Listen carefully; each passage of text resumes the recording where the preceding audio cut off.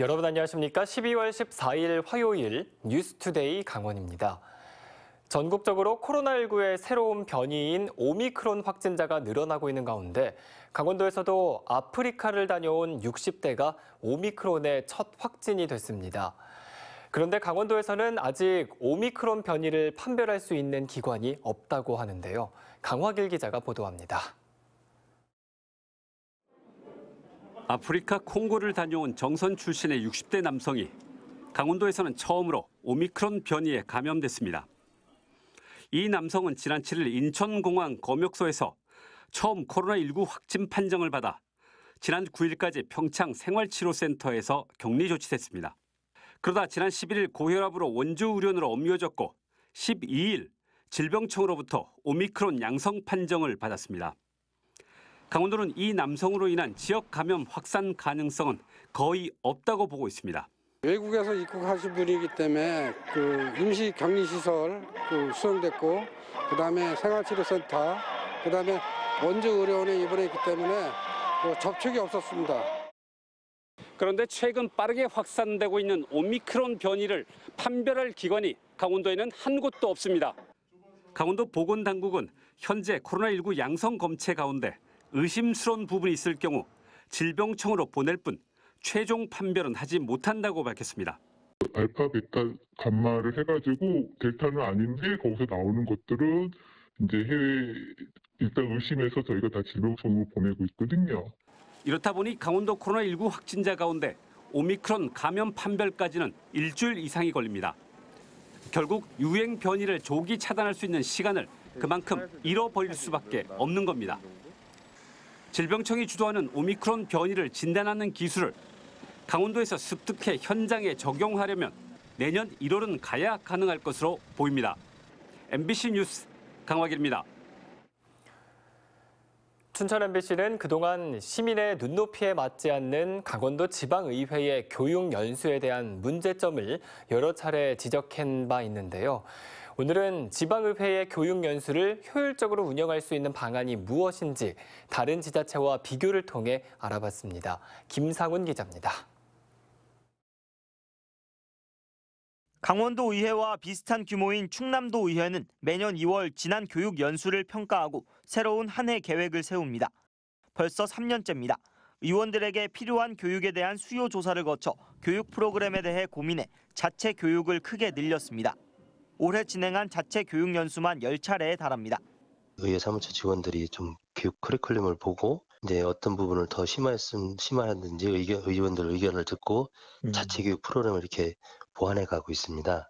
또 의원별 그룹을 짜서 맞춤형 교육도 지원하고 지역 대학과도 연계한 교육도 제공합니다. 교육을 제대로 이수하지 않으면 예산을 회수하기도 합니다. 교육을 중간에 이수 못하는 경우도 나왔었거든요. 그래서 제가 그거는 해소를 했어요. 이거는 조례에도 이렇게 정해져 있고. 체계적인 교육의 영향으로 의원들의 회의 출석률과 조례 발의 건수도 크게 늘었습니다. 이처럼 선진적으로 교육 연수에 관한 조례를 시행하는 의회는 전국적으로 20곳. 조례에는 해마다 교육 연수 수요 설문 조사를 실시하고 지난 교육 연수를 종합평가해 계획을 세우도록 되어 있습니다. 강원도에서는 유일하게 철원군 의회가 조례를 시행 중인데 취재 결과 올해는 아무런 계획 수립 없이 조례를 사실상 방치했습니다. 우리 철원군 의회는 조례를 한 2020년 8월에 제정하였고요. 내년 2월부터는 우리가 연간 의원 연수 계획을 잘 수립해서 잘 운영되도록 노력하겠습니다. 나머지 강원도 18개 의회는 아예 조례가 없습니다. 국회 입법조사처는 보고서를 통해 지방의회에서 임기 개시 후 4년 단위의 기본 계획과 함께 1년 단위로 연간 계획을 수립하고 초선 의원을 위한 맞춤형 교육 연수를 지정해야 한다고 지적했습니다. 특히 내년부터는 전면 개정된 지방자치법 시행으로 지방의회가 독자적 인사권을 확보하는 등 자율성과 권리가 대폭 강화됩니다. 이에 따라 성숙한 지방자치를 위해 제도화된 교육훈련 과정이 필요하다는 지적입니다. MBC 뉴스 김상훈입니다. 평창군이 수십억 원의 예산을 들여 폐교를 활용한 한류사관학교 유치를 추진하고 있습니다. 그런데 하나의 사업을 두고 두 개의 업체와 협약을 맺어 이중협약 문제가 불거졌는데요.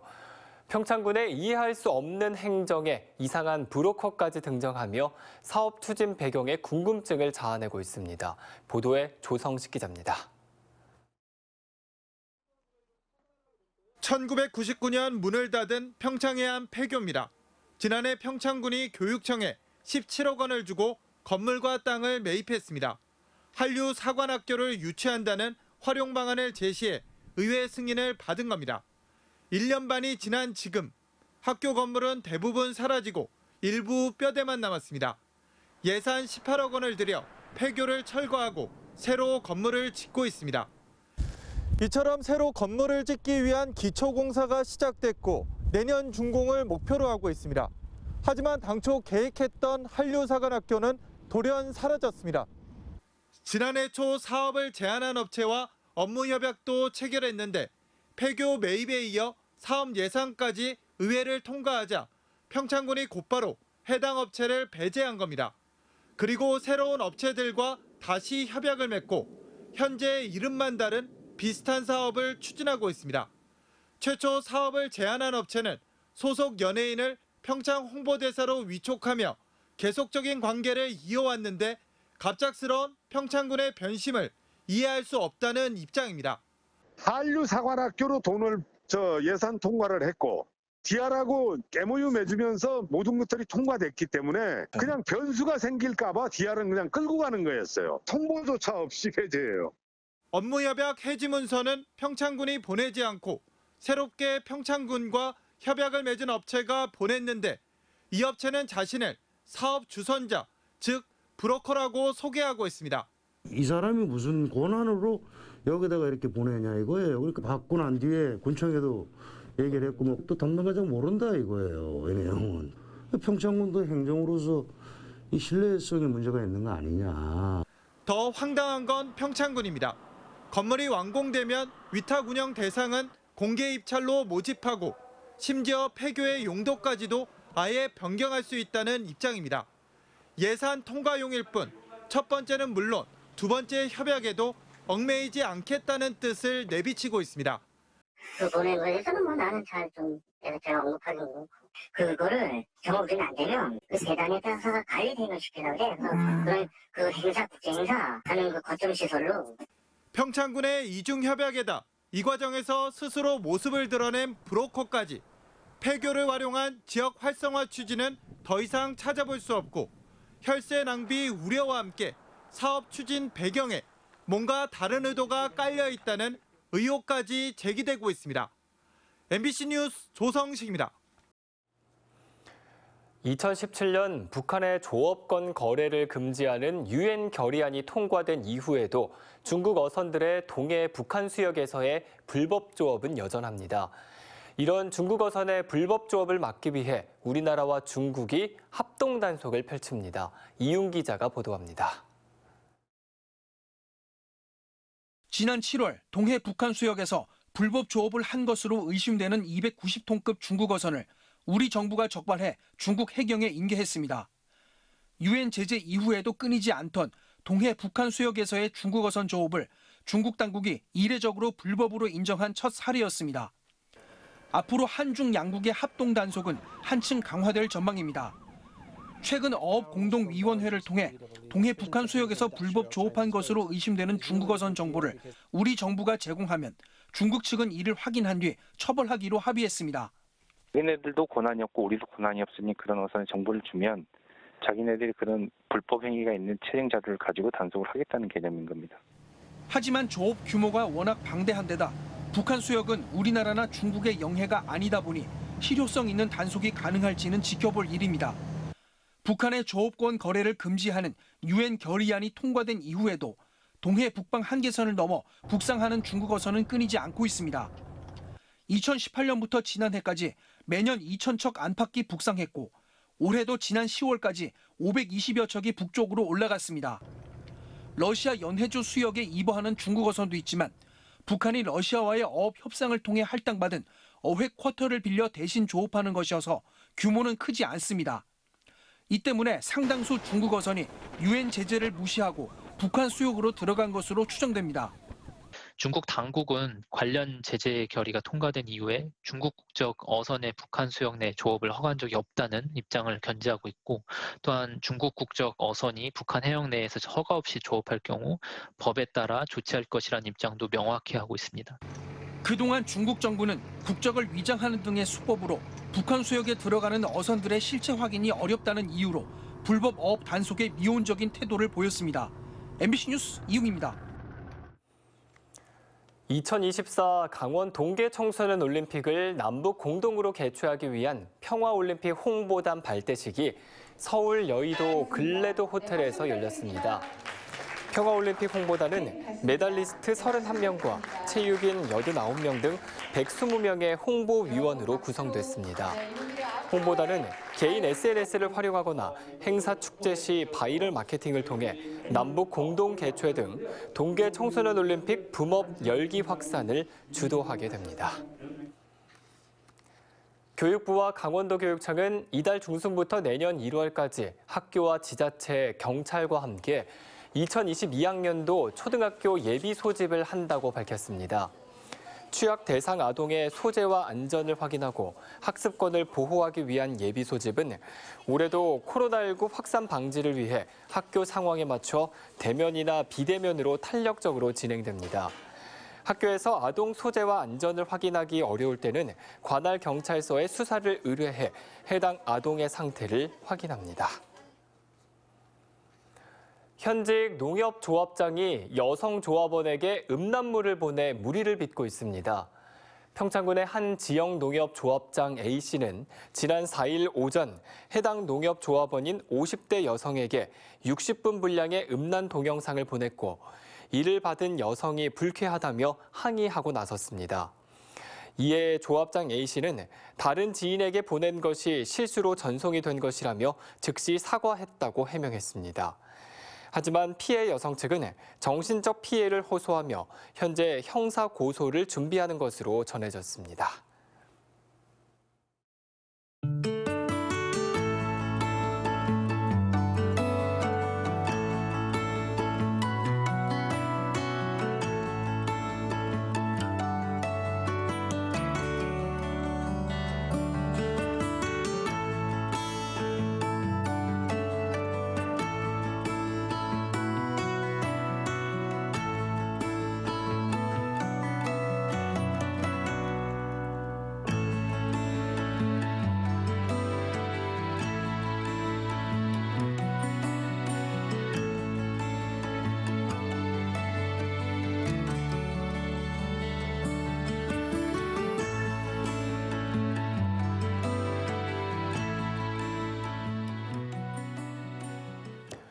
코로나19 여파에도 불구하고 강원 지역 중소기업의 수출 실적이 올해 역대 최고치를 기록할 전망입니다. 강원지방 중소벤처기업청은 올해 강원 중소기업 수출 실적이 895만 달러, 우리 돈 105억 원 정도로 지난해보다 14.2% 대폭 증가할 것으로 예상했습니다. 특히 강원 지역의 3대 수출 품목인 의약품과 화장품, 의료기기의 수출 합계액이 400만 달러로 절반 가까이 차지해 가파른 수출 성장세를 보이고 있습니다. 강원도 3개 대표 기업이 벤처 1000억 기업에 새롭게 진입했습니다. 이번에 선정된 3개 기업에는 면역 진단과 분자 진단 핵심 기술을 기반으로 의료용 진단 키트를 생산하며 지난해 기준 1,273억 원의 매출을 달성한 춘천의 바디텍 매드가 있습니다. 또 조직 재생 활성 물질을 개발해 상처 치유 의약품, 주름 개선 의료기기 등을 생산해 1,039억 원의 매출을 낸 강릉의 파마 리서치와 첨단 바이오 기술 등을 기반으로 청정용품과 산업용품 등을 생산해 1,430억 원의 매출을 달성한 평창의 KM 등입니다. 이로써 강원도 벤처 1000억 기업은 7개 기업으로 늘어났습니다. 횡성과 원주 기업 도시에서 생산 활동을 하는 향토 기업 서울 F&B가 제58회 무역의 날을 맞아 500만 불 수출의 탑을 수상했습니다. 2014년 태국을 시작으로 전 세계 10여 개 나라에 커피와 두유, 발효유, 가공유 등을 수출하고 있으며 수출 7년 만에 500만 불 수출의 탑을 달성했습니다. 서울 F&B는 2007년 횡성에서 생산을 시작했고 작년에는 원주 기업도시에 2공장을 준공했으며 현재 480여 명이 근무하고 있습니다. 춘천시 소양로 옛 기무부대터에 조성 중인 예술인촌 창작공작소가 오는 20일 준공됩니다. 창작공작소에는 군부대 관사를 리모델링한 6개의 작가동과 시민 창작동이 들어서 예술인들과 시민들이 함께 작품을 만드는 교육과 체험 공간으로 활용될 예정입니다. 춘천문화재단은 내년 2월까지 입주 작가를 모집하고 3월부터 본격 운영할 계획입니다. 한편 춘천시는 예술촌 우측 부대장 관사가 있던 부지를 내년 말까지 민주평화공원으로 조성합니다. 원주 기업도시 내 샘마루 도서관이 착공에 들어가 오는 2023년 운영될 예정입니다. 샘마루 도서관은 기업도시 샘마루 공원 안에 123억 원을 들여 지하 1층, 지상 2층, 연면적 2,800제곱미터 규모로 건립되며 15,000권의 책과 북카페, 영상 편집이 가능한 미디어 창작 공간 등이 들어섭니다. 기업도시 정주 여건 향상을 위한 도서관은 내년 말 준공돼 오는 2023년부터 운영될 예정입니다. 삼척시가 지난해에 이어 2022년 새해 해맞이 행사를 취소하기로 결정했습니다. 삼척시는 코로나19의 재확산을 막기 위해 삼척해수욕장과 덕산항 등 9곳에서 개최할 예정이던 2022년 새해 해맞이 행사를 취소하고 시청 유튜브를 통해 새벽 6시부터 실시간으로 생중계할 예정입니다. 행사는 취소했지만 현장을 찾는 인파들이 많을 것으로 예상해 방역 점검을 강화하고 질서 관리 요원을 배치한다는 계획입니다. 춘천 지역의 코로나19 확진자가 급증해 진단 검사를 받으려는 시민들이 하루 3,000명 이상 몰리자 춘천시가 호반체육관에 선별진료소를 추가로 설치했습니다. 호반체육관 주차장에 마련된 선별진료소는 차에 탄 채 검사를 받을 수 있는 승차 진료 방식으로 어제부터 이용이 가능합니다. 호반체육관 맞은편 체육회관에 마련된 기존의 선별진료소도 정상적으로 운영되고 있습니다. 이상으로 뉴스투데이 강원을 마칩니다. 고맙습니다.